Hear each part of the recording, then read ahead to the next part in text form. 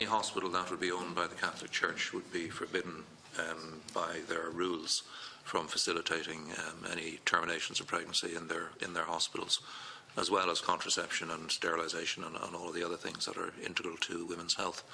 So there are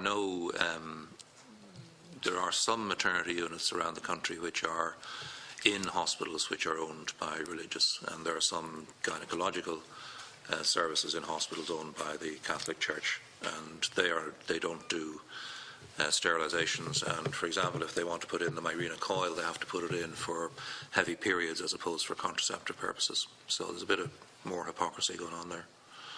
And what portion of that would be a minor? Small numbers, very small numbers. Yeah. If that's okay. You finished, are you? Yeah. Thank you. Deputy Daly, you have 6 minutes, please. Thanks very much, Chair, and I have to apologise in advance. I'm supposed to be in 2 places at once, and I'm going to have to run out and go to the chamber in a minute. But if I can't stay for the responses, I'll certainly read them afterwards. And again, I found the presentations very helpful.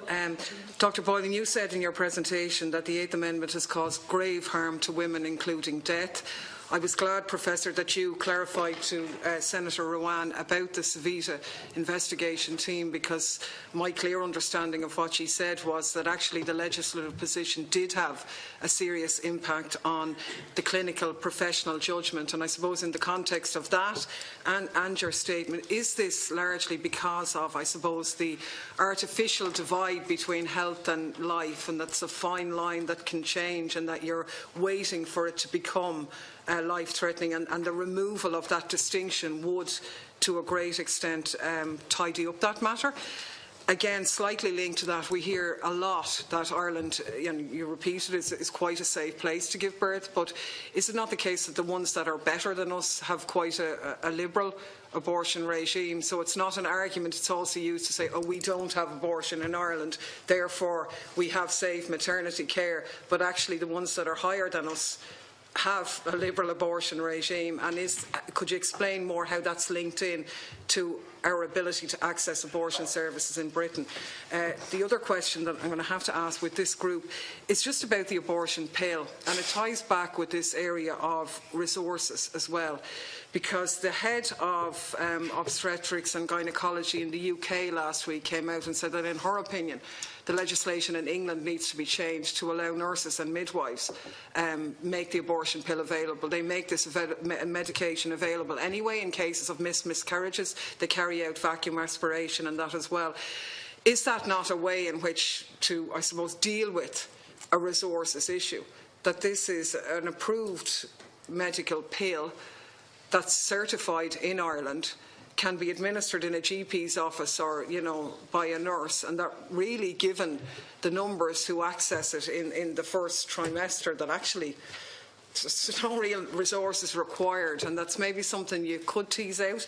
And the last thing is just on consent, because is it not the case whereas normally the patient does dictate what his or her treatment, but there is actually an interference here, and the woman's ability to consent because of the 8th Amendment is diminished. And I'm thinking particularly of the cases where people are happy to parent and where they have been brought to court because they didn't want, say, a caesarean section, and it was deemed that the life of the unborn was threatened by their decision, and therefore an action was taken to cut across their opinion, and maybe something along that. So sorry for throwing them in together, but just those. Okay. Professor Alcon. I think I'll start with Savita's case, which is very clear.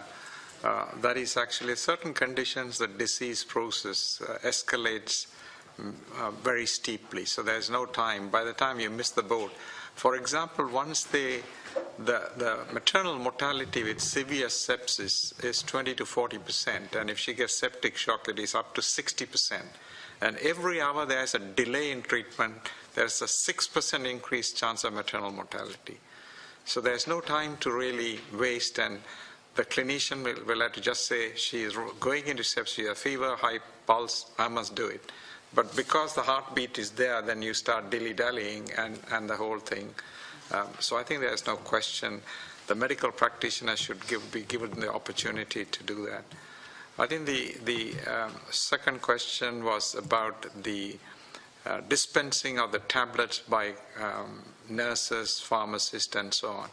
The crucial issue with liberalizing termination is actually it must come under a regulation. It must be under a medical council, as Peter mentioned, or nursing council if the nurses are going to give.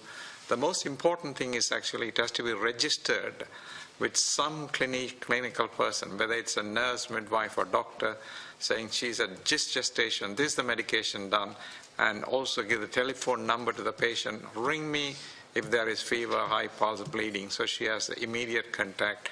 And because there is no medical procedure without any risk. The moment she feels there is going to be something, she rings and she can get the access to health services and get it managed. So there are a number of countries who allow the nursing profession or midwifery profession to prescribe and administer the drug, but they have always a communication and also a center which can deal with complications if they arise. GP will be, an ordinary GP will be an GP will be fine. Okay, yeah. Yes, certainly removal of the distinction between health and risk of death would be very helpful in helping women to reach a decision and their doctors to reach a decision. Ireland is a very safe place to give birth. It's not the safest in the world. The margins are quite small, so it is a very safe place to give birth.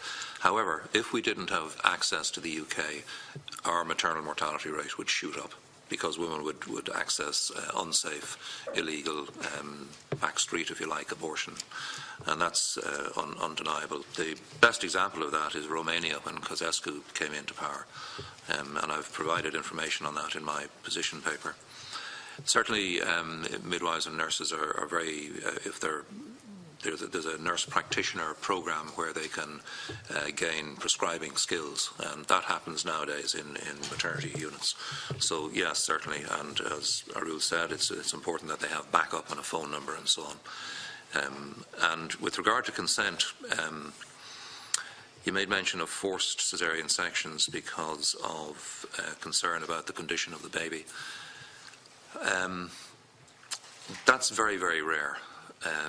It does happen, but it's extremely rare, and I'm not really sure what the Eighth Amendment has to do with that. I think it's more concern with clinicians about perhaps a woman's capacity to make a decision that that she should continue with the pregnancy.